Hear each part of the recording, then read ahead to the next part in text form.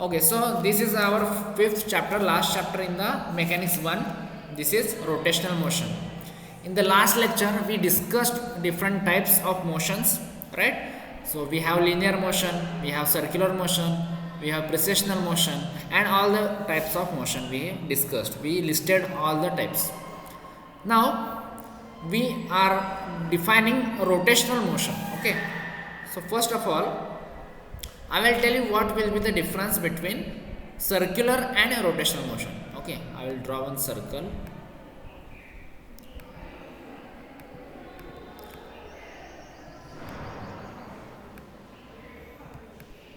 Okay, so in both cases, in circular motion and in rotational motion, there is some change in angle. Okay, suppose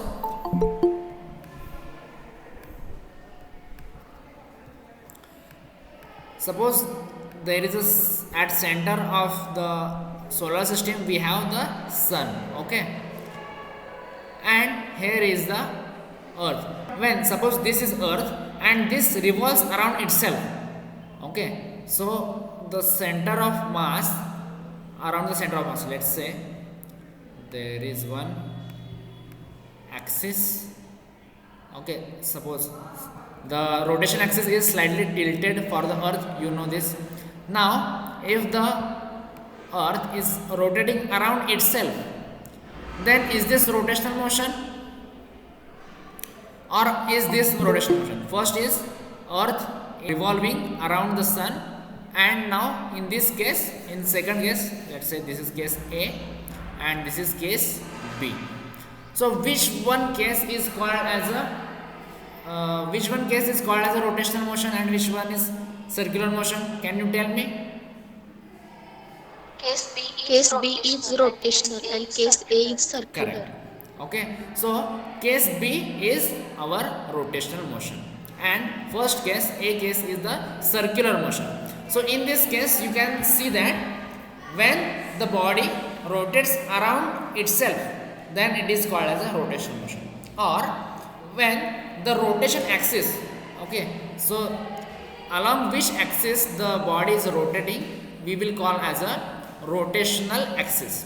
So when the whole body is rotating around certain axis and the axis is passing through that body, or the center of mass is along the rotational axis, in that case we will call this as a rotational motion. Okay, so we are drawing here a circular body or spherical body, but the body can have any shape. Okay, so random shape it can have, still it can, the rotation axis can pass through the body and this body can revolve around this axis. It may be clockwise or anti-clockwise. So the body can have any shape. Okay, not needed it should have circular or spherical shape. It can have any kind of shape, and still we can talk about the rotational motion. Okay, now first of all, the basic thing when we study the rotational motion is that we study the change in angle, because in linear motion we study the change in displacement. Here in rotational or circular motion we study the change in angle. Okay, now in case of circular motion, you can see, let's say this is x-axis. So when the body is rotating here, so we discuss the angle is changing here. From this position to this position, there will be some angle. Let's say this is d theta. So there is change in angle when the body is moving in circular motion. Now in this case also, there is some change in angle. Okay, now here we cannot draw the x-axis, but we can draw the angle in along z-axis. So the rotation axis is we call as a z-axis. So whatever the point is, we call this angle as phi or theta. Okay, so phi angle will be the angle of rotation, or theta we can draw theta. Okay, so this we call as a angular displacement, right? We had the linear displacement in case of straight line motion or rectilinear motion, right? But in case of angular motion, we have angular displacement. So where x is there, we will replace this by theta, okay, or theta 0, right, where the linear displacement is replaced by the angular displacement or angular position. Okay, this is position, then this is angular position. If this is displacement, s we denote by displacement, then we can denote this by d theta, which is change in position. angular position असेल तर त्याला आपण angular displacement म्हणणार आहे, आणि जर linear position असेल तर linear displacement म्हणणार आहे. So we know these quantities. Okay, so we will discuss about these two in detail. Okay, so how we define the velocity in case of linear motion? We discuss that dx, right, dx upon dt, this is the change in displacement per unit time, right? So how we write this? This is differentiation, right? So when we take differentiation, we get the velocity. Differentiation of position or differentiation of displacement, we get velocity. So in case of limit, how we write this? We write limit. Okay, I will just write L, where x or h tends to 0. T tends to 0. आपण आता काय करणार? With respect to time we discuss, right? So when t is tending to 0, so there is very small change in time. At that time, if the small change in x, that we write as a delta x upon delta t. Okay, so this is called as a limit. This is limit when the t, that is time, is very very small. So therefore this is called as instantaneous velocity. Similarly, in case of angular motion also, we will have the angular velocity, right? This is denoted by omega, and as we discuss here the derivative with respect to time of the displacement or of the position, here we discuss the derivative of angle or angular displacement. Okay, so this is d theta by dt. Here you can see there is analogy in linear motion and angular motion or rotational motion, right? So this will be same. Limit tends to limit t tends to 0.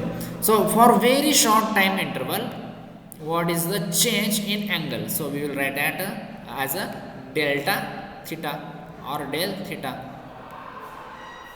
right? So over the small change in angle, small change in time. So this is our definition. Okay, note down this definition of angular velocity. This is your definition for angular velocity, omega. Okay, so where limit is very small, then in that case we call as a instantaneous angular velocity. Okay, there is also average angular velocity. Okay, similar to this average velocity, suppose there is velocity, average velocity. So how we calculate the average velocity? The total displacement. Okay, we can write x is, let's say, total displacement over time. So this is called as a average velocity. Similarly, we will have average angular velocity. Okay, so how we can write average angular velocity? Total change in theta. Okay, so we write this as theta minus theta 0. So theta 0 हा initial angle असणार आहे आणि final angle असणार आहे theta. Okay, theta t लिहूया आपण. Okay, so after time t there will be theta t, and at time 0 that is theta 0. So over t, this is total time, किती time लागलेला आहे त्याला, that is t. So we can write this two, we can use this two number of definitions. We can either use average angular velocity or instantaneous angular velocity. So tell me when the average and total angular velocity can be, or instantaneous angular velocity can be same. Can you tell me? Suppose, okay, I will give you one example in linear case. Suppose I am traveling from a point A to a point B. Okay, so when how we calculate the average velocity? So I will calculate the total distance. Let's say this is x, from A to B this is x, and how much time we require. So that will be our x upon t. That will be the average velocity. And what will be the instantaneous velocity? For instantaneous velocity, I have to calculate for each interval. For each interval, I will calculate the dx by dt. This, right? Or limit tending to t, t equal to 0. So for each interval, if the velocity is same, then the total velocity and average velocity, or instantaneous velocity and average velocity, will be the same. Same case is true for angular case. Okay, so when there is some angular velocity, if at each interval the angle covered, आपण काय बघा इथं काय displacement जर same असेल प्रत्येक time मध्ये, if the displacement is same in equal interval of time, then the average velocity and instantaneous velocity will be the same. But in case of angular or rotational motion, if for same time t, the change in angle, let's say delta theta is same, for very small, let's say this is delta t. Okay, so for very small delta t, if delta theta is same for each delta t, then we call that this omega and omega average will be the same, right? So this is your first definition in case of rotational motion, the angular velocity. So angular velocity can be of two types. One is average velocity or average angular velocity, and instantaneous angular velocity. So when the angular displacement is same for equal time interval, in that case omega will be equal to omega average, right? So okay, I will write on next page. In case of velocity, what was the velocity? It is distance per unit time. Okay, now consider the circular motion, or let's say rotation motion in this case. So after a certain time the position will be the same, right? Or in this case, let's say in circular case, after a certain time t, the earth will be again at this point. So we call this time as a period of motion, right? Similarly, for rotational motion also, we will have certain time period in which the position or this body will regain its original position. आधीच्या पोझिशनला होती त्याच पोझिशनला ती पुन्हा जेव्हा येईल त्याला आपण काय म्हणणार आहे, the time period of the motion. Rotational मोशनचा एक टाइम पिरियड असणार आहे T. So how much angle will it cover in this time period? It will cover 2 pi. ठीक आहे, तुम्हाला अँगल सिस्टीम माहिती आहे ना? Okay, so here it is 0 degree. हां, इथं गेलं की 90 डिग्री होते. So what is 90 degree in radian form? 90 degree is equal to pi by 2. Correct. Pi by 2 radian. Sorry. Pi by 2 radian. Okay. Similarly here it will be pi radian. Here it will be 3 pi by 2 radian. Okay. तुम्ही 180 270 असे लिहू शकता. इथं परत जेव्हा येईल तेव्हा काय होणार आहे, 360 डिग्री किंवा 2 पाय हा अँगल होणार आहे आपला. Therefore if the time period is t and total angle covered in one rotation is 2 pi, then our angular velocity will be equal to average angular velocity. I am talking about average angular velocity will be equal to 2 pi upon t. बरोबर? So this is my angular displacement. 2 pi is angular displacement, right? So for this angular displacement, the total time required is capital T. So this is another definition for your average angular velocity. when the rotational motion is there or the angular motion is there, then we write this definition 2 pi by t. This is your angular velocity or angular frequency. Okay, this is also called as angular frequency. Why it is called as angular frequency? Because in oscillation you have studied that f is equal to 1 upon t, right?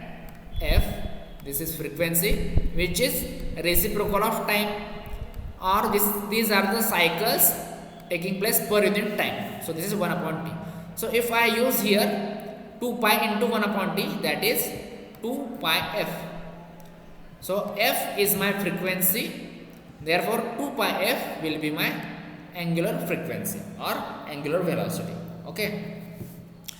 In case of rotational motion, we will use the concept same, angular velocity or angular frequency. But in some cases, these two concepts can be different. Okay, so whenever we call angular frequency, then this means 2 pi f or 2 pi by t. But if I talk about angular velocity, then this can be different, right? Because suppose from this position I come to this position. Okay, let's say this is theta angle. Okay, so theta upon t, this can be different, right? Not necessary. It is not necessary that this will be equal to the angular frequency. So in that case, angular frequency and angular velocity can be different. Okay, so therefore don't confuse with that. For angular velocity, we have seen the formula here. This is formula for angular velocity. This is average velocity, and this is instantaneous velocity, angular velocity. And for angular frequency, okay, I will type here angular frequency.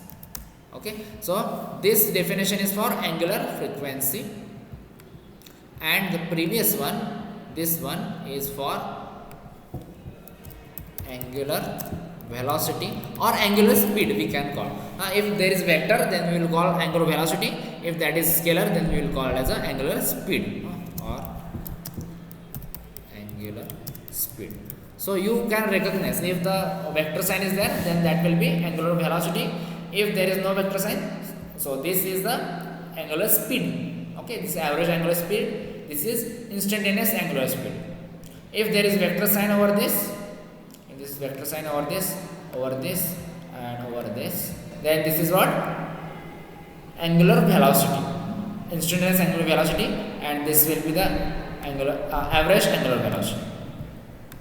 So for any rotational motion or any angular motion, the average velocity will be equal to 0. Okay, so this is equal to 0. Why 0? Because it will again come to the same point. Therefore average velocity असेल तर that is equal to 0, but average speed cannot be 0, average angular speed, because 2 pi will be there. Here we see there is 2 pi, right? So 2 pi is the angular displacement, so therefore this will not be equal to 0. But if the vector is there, if we write omega vector average, so in this case this will be equal to 0, because it will again come to this point, and the angular displacement will be, vector angular displacement will be 0. Okay, angular position will be the same, but displacement will be the 0. Okay, the same case we apply in the linear motion. If the displacement is 0, then velocity is 0, and if the distance is not 0, then speed cannot be 0, right? Same condition is there. Okay, now we are going to derive the relation between V and omega. Okay, suppose here is origin, or origin O is here, and one motion is in this way. Okay, so initial position is this, let's say A is our initial position, then B is our final position. So there will be some change in angle, right? Let's say this is theta. After a certain time, it will be again at different position. Let's say at C position. So this is, let's say, d theta. So change in angle is d theta. Okay. So now we know in circular case, when you have to find out the arc length, how you calculate r. If this is r and this angle is theta in radian, then this angular displacement is equal to, or sorry, arc length is equal to s is equal to r into theta. Correct? So this is your arc length. So r is the radius vector and theta is the angular change in angle. So if we take the derivative on both sides, what will happen? We will get ds by dt. So this is derivative of the displacement. So this is nothing but the linear velocity v. So this is equal to v. Very simple derivation this is. Okay. Just you should remember this formula for arc length. Arc length s is equal to r into theta. Right? And v ds by dt, because the derivative of displacement is nothing but the linear velocity. Again, if we have taken the derivative on left hand side, we have to take derivative on right hand side also. Okay. So when there are two numbers, right? There is r also and there is theta also. So if we have to take derivative, we have to take use the UV rule, product rule we have to use. So first we will take r constant, then d theta by dt. So how we write time derivative? We write theta dot. Okay. So theta dot is nothing but the d theta by dt. Here also we can write s dot. Okay. S dot is nothing but the velocity plus, what is the case, r dot into theta. Right. So in some cases you can see that r is constant. So when the circular motion we see, in circular motion r is not going to change, right? So if r is not going to change, then r dot is equal to what? If r is constant, then r dot क्या असेल सांगा? 0 असेल. Correct. So what I can write here? This part becomes 0 because r is not going to change. If r is changing, then this part will not be 0. Okay. But if r is constant, then in that case r dot can be 0. So only this part. So theta dot is what? Theta dot is d theta by dt. We have seen here definition. Omega. Omega. So this is angular velocity. So what we get the relation? V is equal to r into omega. Correct? So this is very important derivation or important formula. Okay. So this we have to use several times. Sometimes in definition or if you have theory exam, then you will ask this derivation. Very easy derivation.